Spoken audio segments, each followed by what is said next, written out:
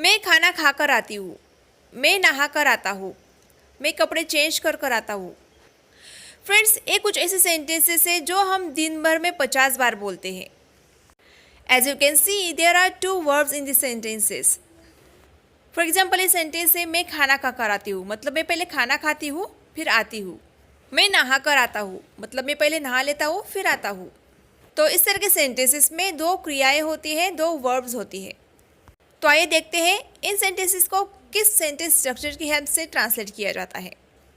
Sentence की शुरुआत की जाती है सब्जेक्ट से, उसके बाद एज आई टोल्ड अर्लियर यहाँ पे दो वर्ब्स का यूज़ किया जाता है और दोनों ही वर्ब्स का यहाँ पे फर्स्ट फॉर्म का यूज़ होता है और उसके बाद दोनों ही वर्ब्स को एंड से कनेक्ट किया जाता है।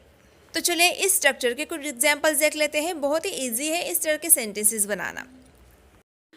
सपोज अगर आपको बोलना हो कि मैं नहा कर आता हूँ, तो ये सेंटेंस ट्रांसलेट होगा I take a bath and come.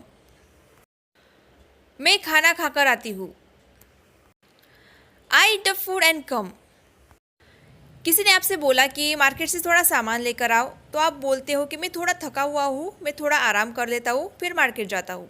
तो इसे आप बोलेंगे I take some rest and then go to the market. मैं कपड़े बदल कर आता हूँ। I change my clothes and come.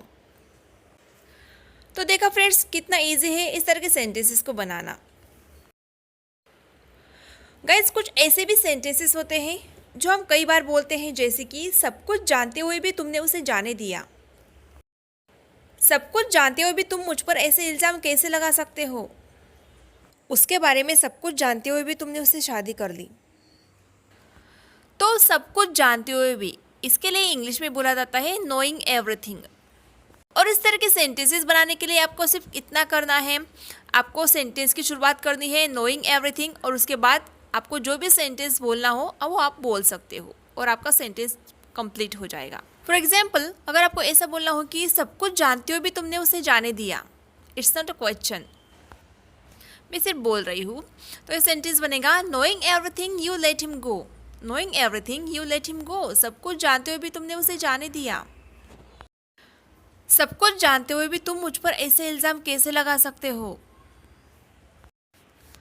Knowing everything, how can you accuse me like this? Accuse means दोष लगाना, आरोप लगाना। उसके बारे में सब कुछ जानते हुए भी तुमने उससे शादी कर ली। Knowing everything about him, you married him. और गाइज, एक सेंटेंस आपकी प्रैक्टिस के लिए, सब कुछ जानते हुए भी लोग दिशा निर्देशों का पालन नहीं करते या उसे फॉलो नहीं करते। So please translate this sentence. Practice बहुत ज़रूरी होती है फ्रेंड्स। ऐसा बोलते हैं ना कि 100 बार बका और 1 बार लिखा। इट मीन्स मैं यहाँ पे 100 बार भी आपको बताऊंगी तो शायद आपको याद ना रहे, पर वही चीज़ अगर आपको 1 बार भी लिखकर आप याद कर लेते हो, उसको लिख लेते हो, तो वो बात आपको हमेशा के लिए याद हो जाएगी। So guys, this is all about this video.